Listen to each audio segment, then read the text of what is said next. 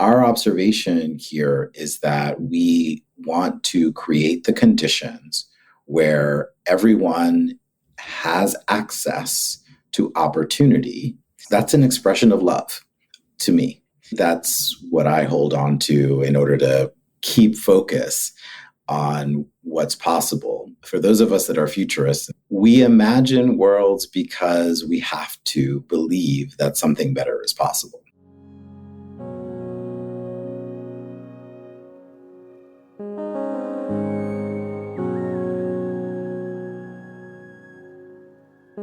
Welcome to The Design of Business, the business of design, where we introduce you to people from all over the world, from different industries and disciplines, who are here to talk about design, business, civility, and the values that govern how we work and live together. This season, we're observing equity. I'm Jessica Helfand. And I'm Ellen McGirt. This episode of The Design of Business, the business of design, is powered by Deloitte's DEI Institute. Deloitte believes that bold actions can help drive equitable outcomes, and conversations like this can fuel the change needed to continue to build a more equitable society. Visit Deloitte's DEI Institute site at deloitte.com/US/DEI Institute for more of their research and perspectives on equity. Later on, we'll hear from Kwesi Mitchell, Deloitte's Chief Purpose and DEI Officer. Hey, Jessica. Hey, Ellen. I want to begin today's episode with a question for you and for our audience. Do you believe that a conversation about the future of business can also be a conversation about love? You know, I do, and I have for a while. And today's guest helps cement my belief that two things, which our world usually holds as polar opposites, can actually go hand in hand. And he is someone who is actually in a position to make business more loving. Our guest today is Jorge Fontanez, the CEO of B Lab, a nonprofit network that believes business can be a force for good. B Lab is best known for certifying B Corps, which are companies that meet high standards of social and environmental performance and accountability.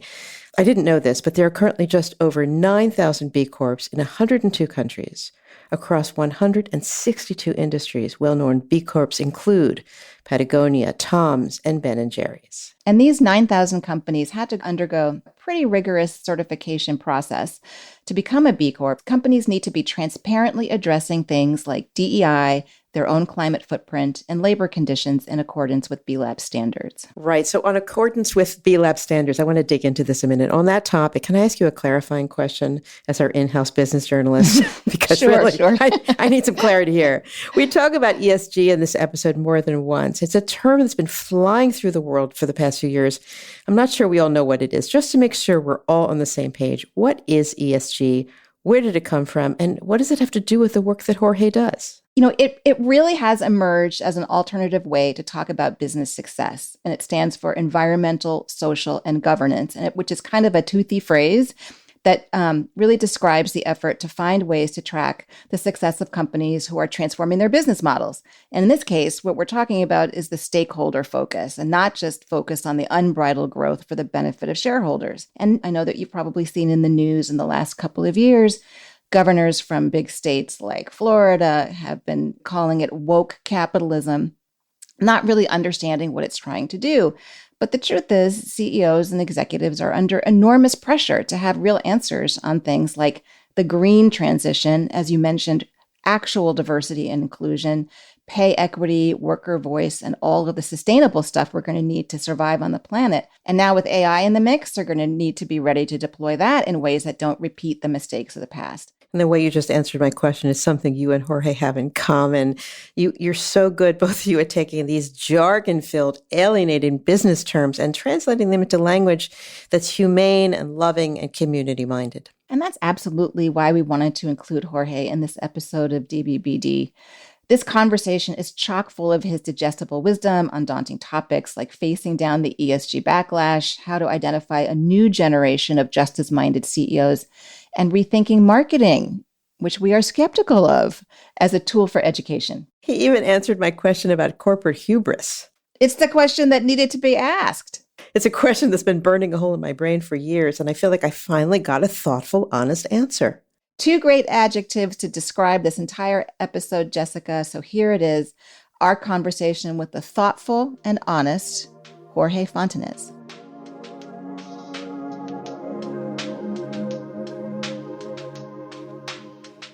Welcome, Jorge. We are so thrilled to have a little bit of time with you today.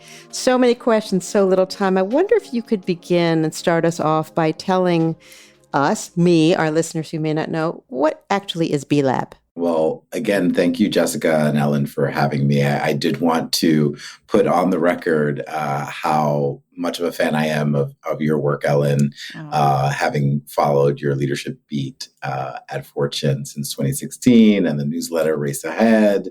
B Lab and is really the nonprofit engine that is more well-known for the companies that we certify. We call them B Corps or B Corp certified companies. And they're verified by B Lab to meet the highest standards of social and environmental performance, transparency, and accountability. But in short, B Corps are today legally required to consider the impact of their decisions on all stakeholders. We're talking about customers, workers, communities, and also the environment. And this has been a game changer for now almost 2 decades. We have a community of companies working together to build a movement. And our movement exists to change our economic system. Our vision of the future, in fact, is doing so in a way that creates a new kind of economy that is inclusive, equitable, and regenerative. This is such an extraordinary body of work. And before we get into the nuts and bolts and what some of the big dreams and the end game of this organizing work has been, we should probably talk about the backlash, specifically against ESG. You've been quietly doing your work at the B Lab for a couple of decades. ESG comes into the mainstream business conversation less than 10 years ago, and we are in the middle of a pretty robust backlash against it. And I'm curious, since you're right in the sweet spot of this conversation, how would you counsel other executives who are maybe not certified, not B Corp certified, but who are struggling with this? I think what we owe ourselves is to step back a little bit from focusing on the backlash because, well, I think, frankly, the backlash in some would say is in a response to progress, that we're seeing change not being well received by certain audiences. There are ways to think about the way that the culture of business has perpetuated thinking that we operate in a world of scarcity rather than abundance. And since earlier this year, I've been on the road speaking about how we may have been building an environmental movement, in fact, in response to climate change and also in response to issues of equity, fairness, and human rights based on fear. And from my vantage point, I think the antidote to fear is love. Yeah. How do we inspire ourselves, energize ourselves, again, with a new narrative that is less about the dangers and the things that we fear about a changing climate and growing inequity, but instead how we come together in a coordinated way to fight for the things and the kind of world and communities that we believe are possible. And that's what B Corps are about. And our work is to not only continue that mission, but also create the conditions for leaders to be speaking up. And what I would say to CEOs is that you're not alone and that your workers are rooting for you to express yourself in a way that's not only in alignment with their values, but also protects the basic freedoms that we enjoy in this democracy that we're still working to fulfill. That was so beautiful. Don't you just want to hug him right now? I do, totally. I always want to hug you, but now I want to hug Jorge. Oh, I need a hug today. I'll just say that. So I appreciate that.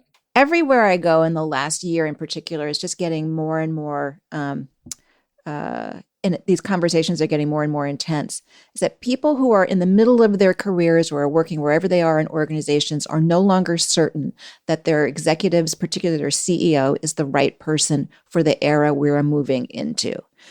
It's clearly more collaborative. There's clearly more courage required, more love to lean in to difference and to build bridges across difference.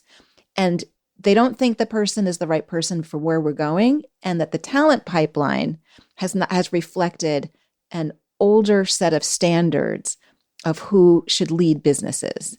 What are your thoughts about that? I mean, I think you'll find many of those CEOs within our B Corp community.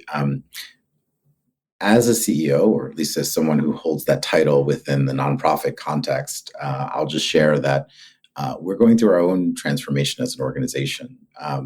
It's common, I'll say, I guess it feels common to look back to 2020 and understand that many people of color have been tapped on the shoulder to take the helm in an era of real uncertainty, growing uncertainty.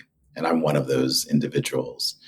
And one of my tasks has been to work to understand how we as an organization put a mirror up to ourselves to understand our own faults.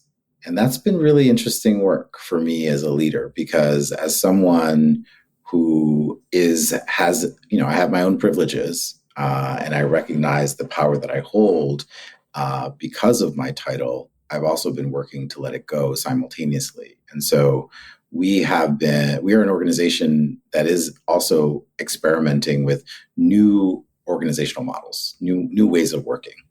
Our commitment to anti-racism is steadfast.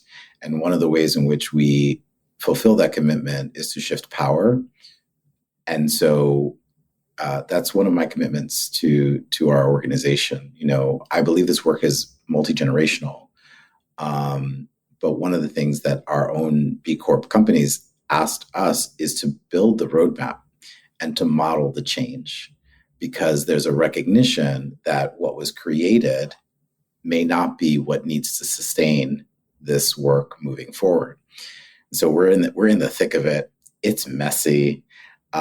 There's lots that I would love to come back and talk about when it comes to not just organizational change and change management, but when we're beginning to design new futures, we do need new kinds of leaders and new kinds of leaders that begin to create new kinds of organizations.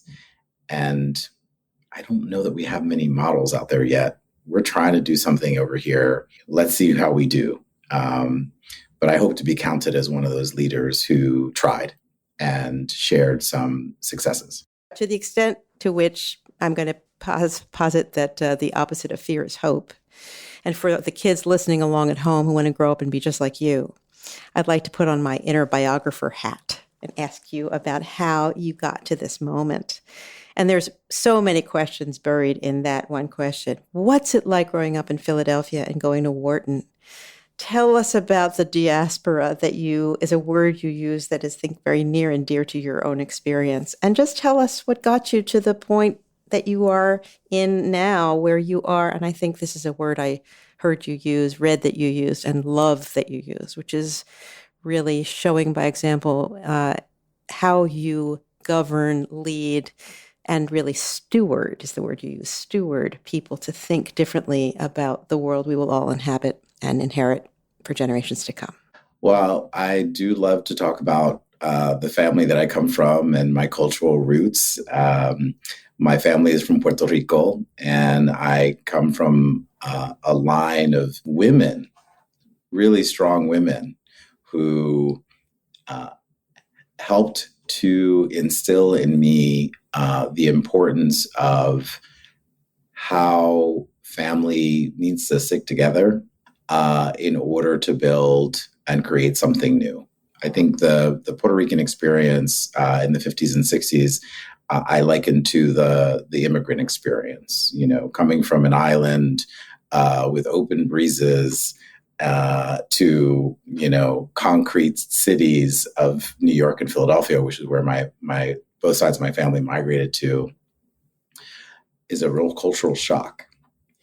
And they came here for many of the same reasons that others come to the United States, which is to pursue better jobs and to help, their families live a better life. As an adult, really, I've spent more time understanding the reasons why those choices were important in that period of time. And there were policies and practices that favored companies, industrial practices, also very exploitative and extractive, that really led to the taking of land away from people and forcing them into more urban settings, even on the island, which made it less tenable to live there.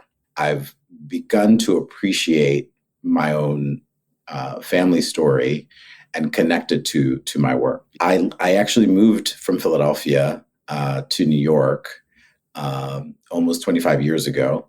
And one of the more transformative moments for me was 9/11. Because I had moved to New York to pursue, also a different life, to pursue a career in a city that I always admired from afar. And 9/11 was a pretty disruptive moment for so many of us in this country and globally. For me personally, it led to a different decision about my career. And as luck would have it, I began my path and journey to this work that got me closer to extractive industries like mining and minerals. And so that's part of my story too, because what it has meant for me to be bicultural I've often said, has been me learning how to navigate different worlds.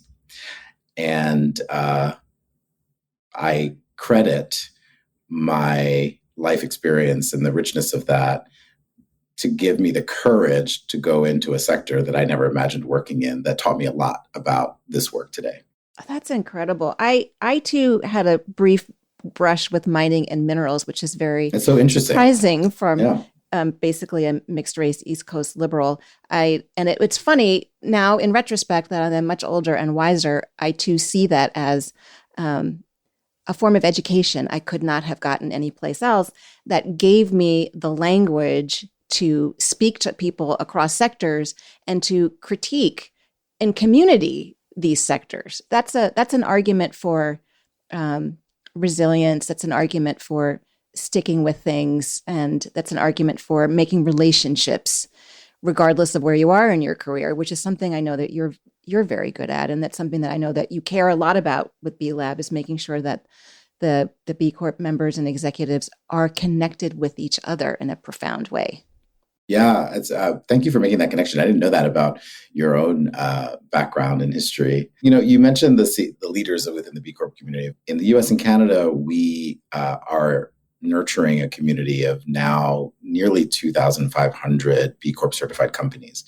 And I want to just stay humble here, because it's not a huge number when you think about the millions of companies that operate in this region alone. But it does represent over 180,000 employees, and we have a growing network of a network of networks, Be Local leaders, we call them, who are helping us deepen our work in a place-based way. And it's been a really interesting evolution, because I think back to kind of where we started this conversation, I do think that the average CEO in any state, especially in the middle of the country, wakes up every day trying to decide how they can do better for their business and for their workers. And it feels that in this current environment, it's increasingly hard to make choices that are based on values, when I think the average CEO, again, is really wanting to do well for their workers and the communities that they operate within. And that's what I learned from my mining and minerals experience, actually. You mined for information that led you to this point. And there's all kinds of ways we could invoke that metaphor. Tell us, I know that you're a big believer in storytelling. How does storytelling apply to the B Corp movement? Oh, it's fundamental. In fact, I've learned a lot from the team that I now enjoy to work alongside. One of the ways in which we manifest this work in our region is that we say that to do well by all stakeholders in a new economy, we focus on three areas, all rooted in justice. So climate justice, racial justice, and equity, addressing the growing inequality, especially in this country. And then the role of policy and governance, and understanding that until the rules change, the economy can't change fundamentally. And so we need to understand our role in changing the rules of the game, so to speak. And, what's also true is that if we are to realize this vision of the future, then we need to center the experiences, the wisdom, and the stories of Black people, of Indigenous peoples, and other people of color that are central to this work. Many of our initiatives have been intentionally designed with frontline communities at the center, that nothing is done about us without us. And so it's been really important for us, whether it has been publishing our principles for partnership on climate justice or designing our racial equity impact improvement program, we are intentionally bringing in frontline community members, social justice activists, climate activists to inform and tell their stories so that every leader in our B Corp movement understands why this work needs to happen. Because often many of us are coming to this work not well educated on our own histories, and recognizing and connecting the dots between how business continues to perpetuate inequities, even though we sometimes reference those things as being in the past. And so story is crucial to education.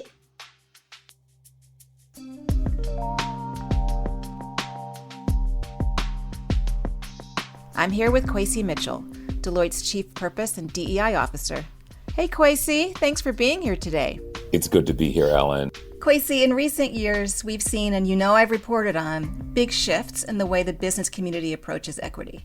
Tell us what you've been seeing. There's a few things that I've been seeing as part of the shift. I would say several years ago, Ellen, so much of the efforts of the business community was identifying talent in some of our more traditional sources, largely from, colleges and universities, people with 4-year degrees. What I've started to see is the shift is expansion of that particular pipeline and looking at things such as talent sources that do not obtain or have 4-year degrees. And in addition to that, an increased focus on retention and advancement, which is something that you have reported on for so many years, and the need for a heavier focus in those areas rather than only the identification of talent in and of itself. That's very encouraging. And so when we take this view, what's your call to action for the business community? Call to action for the business community is for us to spend some time really observing what is taking place within the doors of our organization that are driving perhaps inequitable outcomes across our broader workforce. And that could be so many distinct capacities, everything from how are we sourcing talent, how are we selecting people for development programs, to how are we spending times with respect to leadership development activities. And so all of those things together, it's really critical for the business community to observe their own actions and use that as the starting point for driving change. Always great to hear concrete ways we can move forward. I appreciate you, Kwesi. Same, and it's always a pleasure talking to you, Ellen.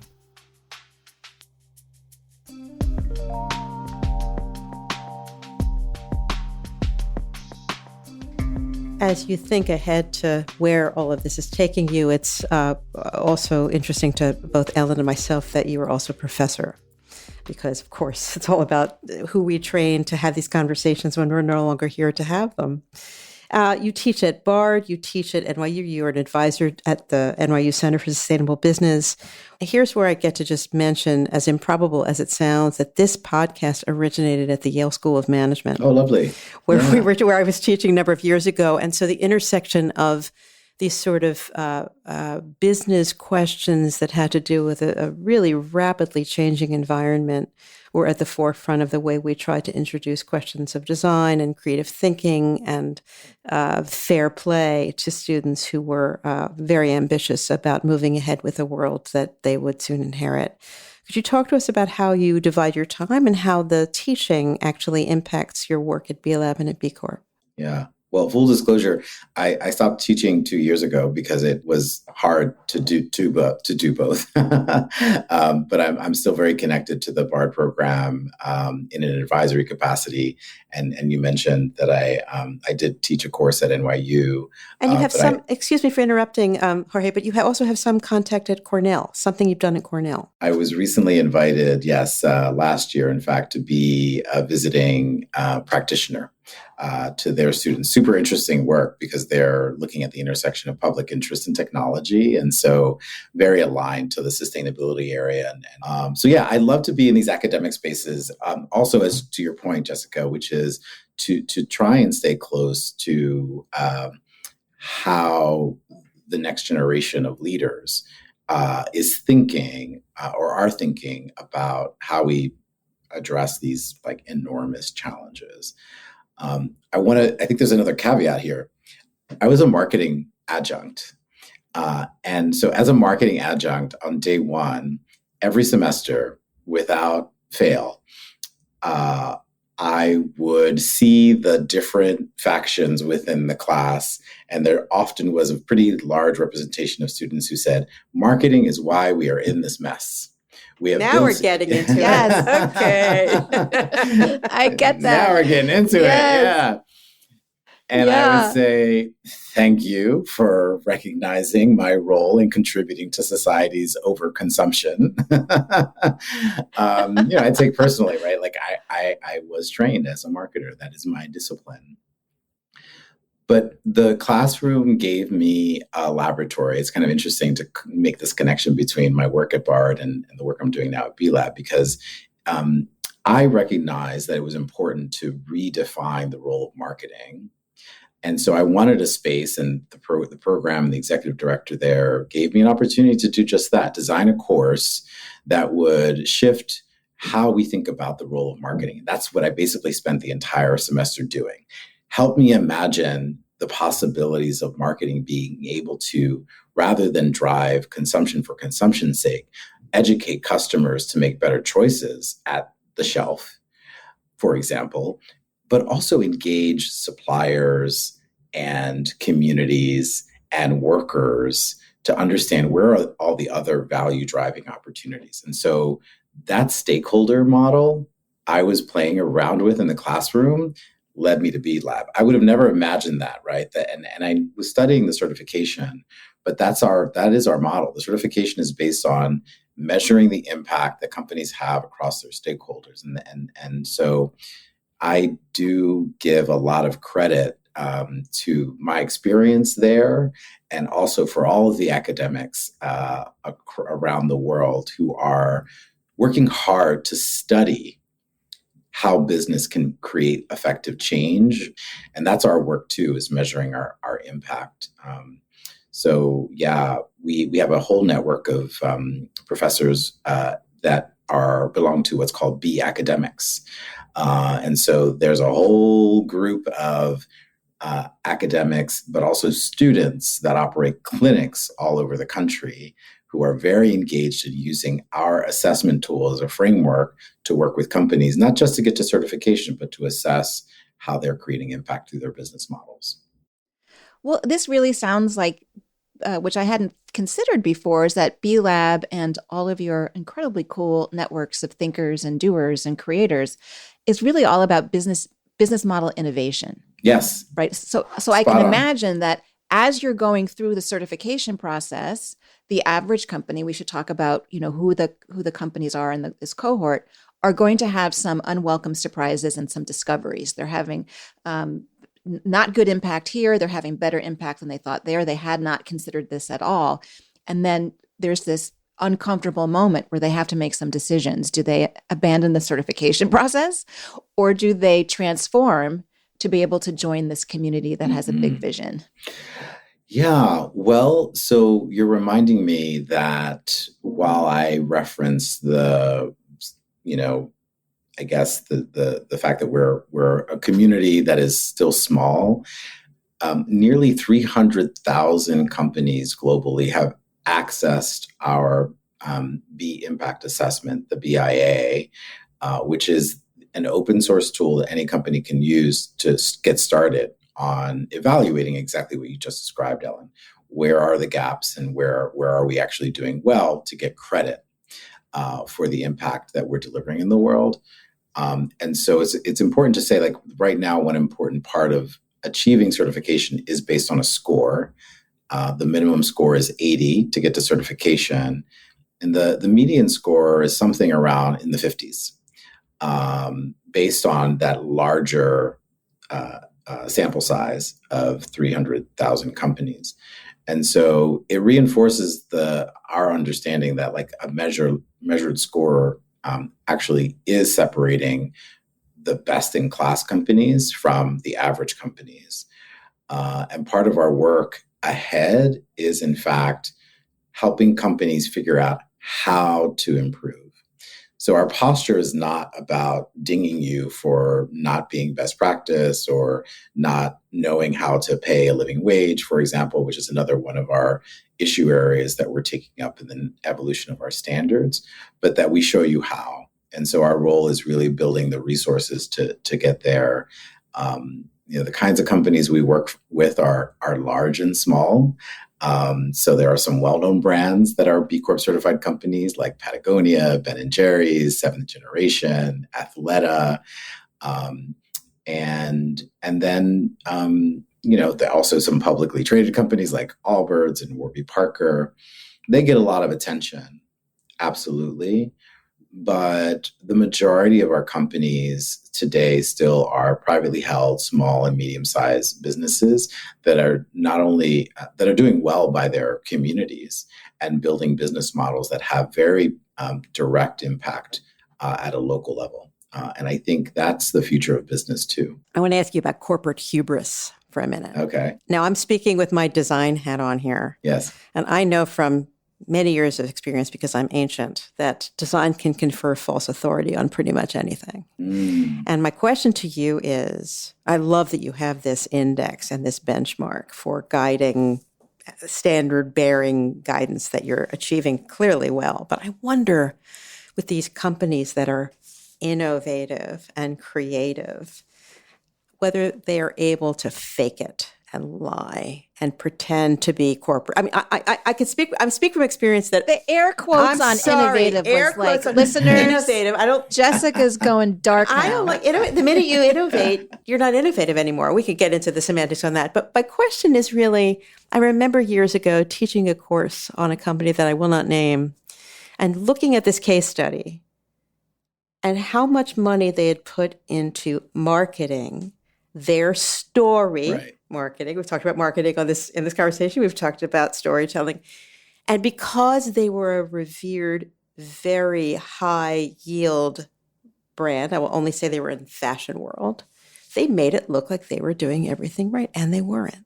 And I wonder if you could, it's a strange question to ask, but I wonder if the more creative we are, the more we're able to pull the wool over people's eyes, whether your benchmarks that you have established in this index for what is really B Corp benefit, B stands for benefit. They're ironclad. What's the right? How do you do that? I want to say that we're not perfect and it's an imperfect tool. I just want to put that out there, right? It's not ironclad because businesses and business models change every day.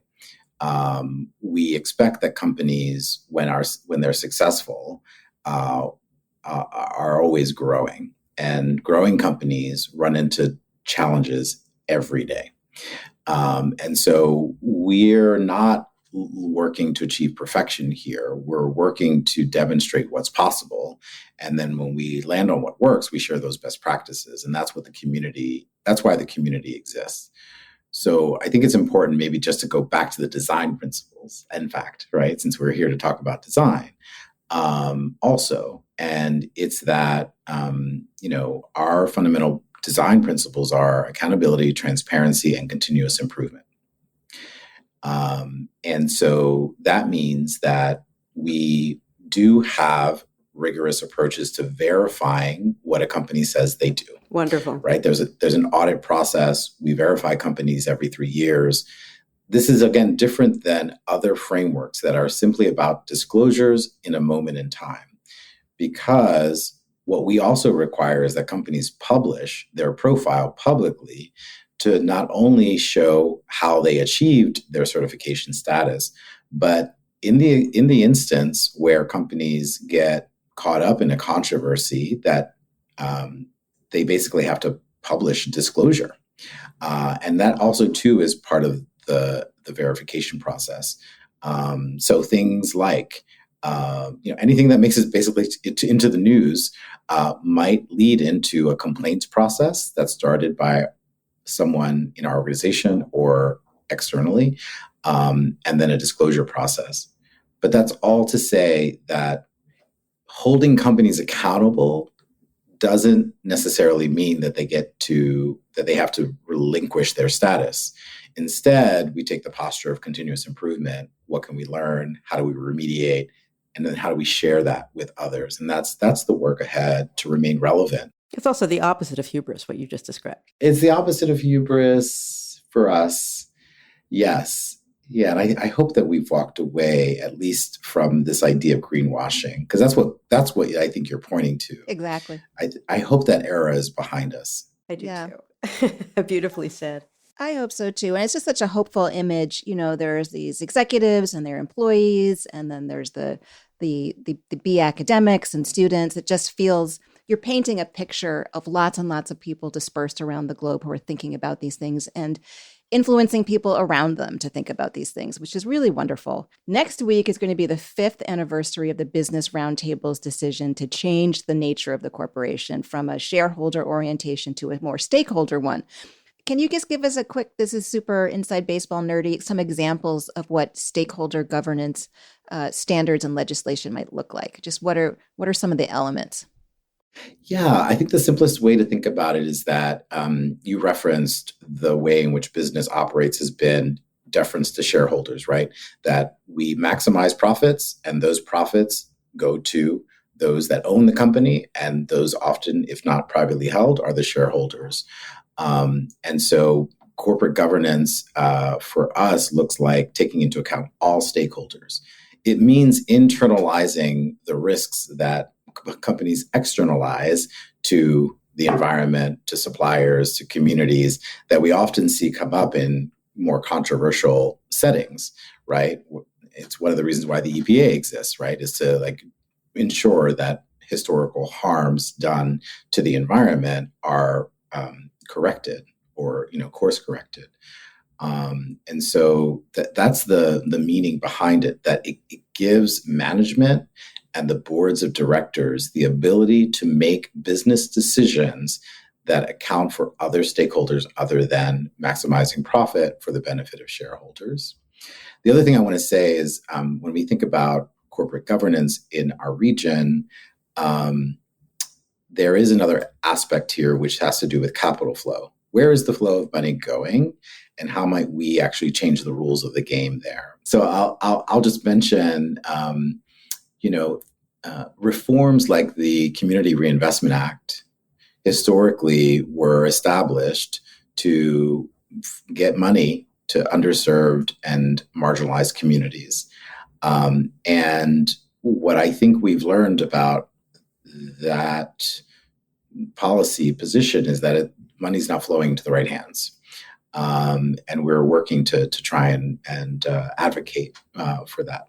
You've answered in some ways what was going to be my next question by telling us about these embedded practices and the advancements in governance that you've achieved in recent months and years. I wonder, though, if you could talk to us blue sky about what you imagine and dream to be ahead of you with B Corp and B Lab. A world full of love. That works. I'm down with that. I mean, and I say that, with being hopefully kind of real with kind of like what we need to confront adversity on so many fronts, right? What speaks to business leaders often is dollars, right? So let's talk about the problem. The problem is our economy loses trillions of dollars each year due to racial bias, wage gaps, discrimination on employment, turnover, the inability to address the issues that their workers increasingly are demanding. And so this gets increasingly compounded year after year, and we become less and less competitive when we are not addressing the inequities that come with the intersectionalities, the race, gender, sexual orientation, socioeconomic status, disability, or differently abled peoples.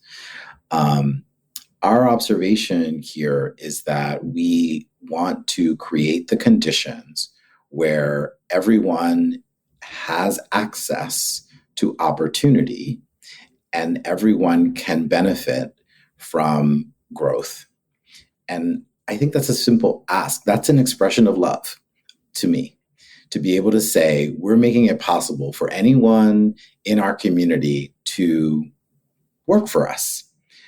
And, to me, that's what I hold on to in order to, you said blue sky, like keep focus on what's possible, for those of us that are futurists, and there are a lot of Afrofuturists that I get to hang around. We imagine worlds because we have to believe that something better is possible. But like, this is just your willingness to bring in the sensibility of love and regard and self-care and awareness of others, I think is such an unusual part of the business conversation. And it's so wonderful. So I just wanted to appreciate you and know that Jessica and I share your vibe. We do indeed. Can I say one more thing? I think we're about to land, but it occurs to me, we're talking about love, right? So like bell hooks gets often invoked in these conversations. And I want to read a quote that I have in front of me, which says, when we choose to love, we choose to move against fear, against alienation, and against separation. And the choice to love is a choice to connect and to find ourselves in the other. And I think this is the promise of what it means for businesses to be in coordinated action, because I think that's when I look at business history and I look at eras of innovation that have preceded us, those eras of innovation have always been about collaboration and coordination, right? And I think that's what we're returning to. And I'm hopeful that that's where we're headed by the work that we're engaged in, knowing that we have many other partners that are helping us sustain this work. And so I so appreciate this platform and your time to be able to share a little bit more of our story. Oh, that's just wonderful. I hope I believe you're right. You're so passionate on this subject, and the subject is, of course, many subjects. And I think the fact that we're landing on love as the final large sort of Uber concept here makes this entire conversation even more humanitarian in its focus than I knew it was going to be. And we thank you so much for your time today. Thank you, Jessica. Thank you, Ellen. I look forward to more conversations.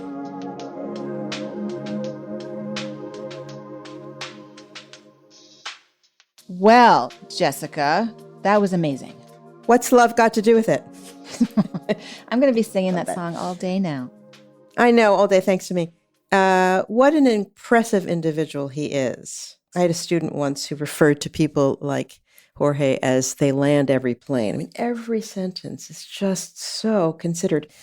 Tell me what you thought about this conversation, and in particular with your business journalist hat on. What do you think is possible when businesses work in the way he's thinking? business is hard. So put that on a t-shirt. And transforming businesses is really hard.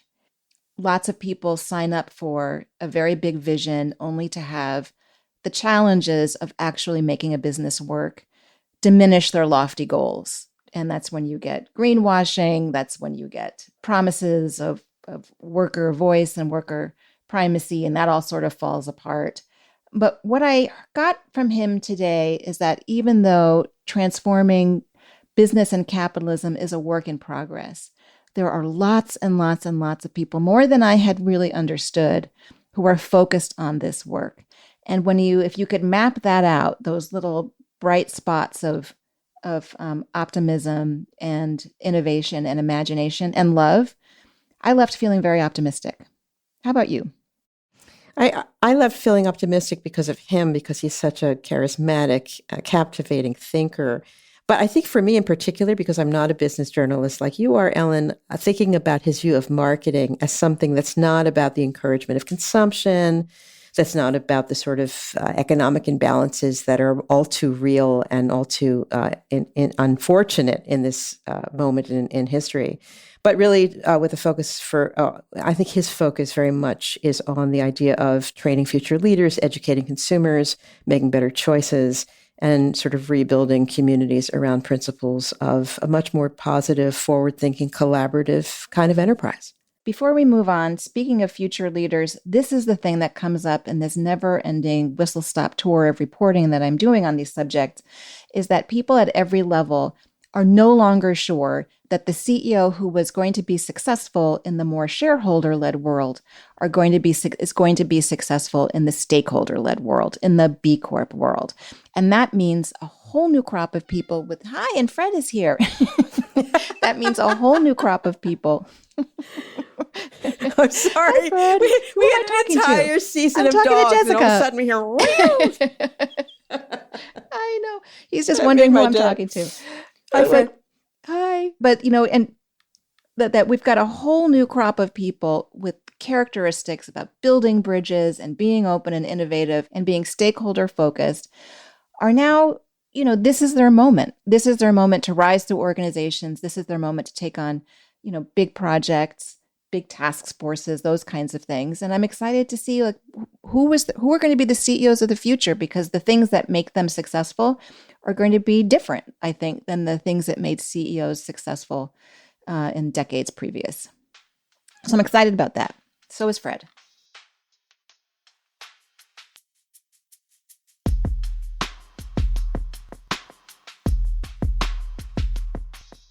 You know what that music means. You know what that music means. It's big swing, small wins time. And this time, Jessica, you've got our big swing. I do. And I just want to say my favorite kind of big swing is when success and reward come to hardworking, deserving people. And this is a story about a hardworking, deserving, and lovely person.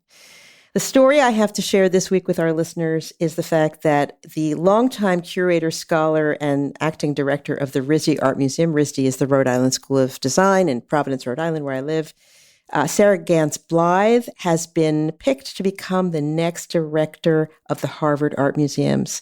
This is such a big thrill for me. I spend half my time in Cambridge. I go to those museums all the time. I love the RISD Museum. I'm a huge fan of Sarah. And, she's someone who has just devotedly given her life and leadership and experience to serving these institutional museums in educational facilities. She's taught, she's helped researchers, she's been an acquisitions person. She began her work at knowing Harvard and what they had there when she was actually an intern in the conservation department when she was still a college student at Wellesley. Wow. She's just great, and it's such a big win for Harvard, and we're all going to be the beneficiaries of her phenomenal leadership. And I want to congratulate her as someone whose career I followed for a long time, and I'm just super excited to see what she does. I love that. And we got a little shout out from Fred. I love that, Sarah. Good job. Stepped up, took a big swing, got a big win. I can't wait to see what she does going forward. That's wonderful. So in terms of small wins, what you got?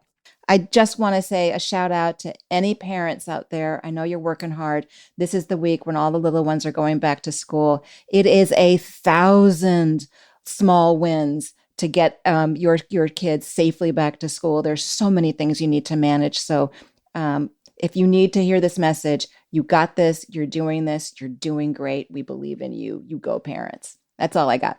That's fantastic. That's it for us this week. Join us in 2 weeks for our final episode of the season. You're not going to want to miss it.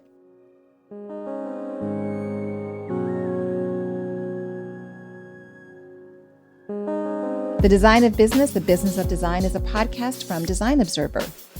Our show is written and produced by Alexis Haught. Our theme music is by Warner Meadows. Justin D. Wright of Seaplane Armada mixed and mastered this episode. Special thanks to Adina Karp and Focus Forward Podcast Studio in Providence for production support. Anybody else, Ellen? Special thank you to Fred the Cat for finding where I was hiding in the basement while I was recording and joining us and saying hello to the audience. And for more long-form content about the people redesigning our world, please consider subscribing to our newsletters, Equity Observer, and The Observatory at designobserver.com.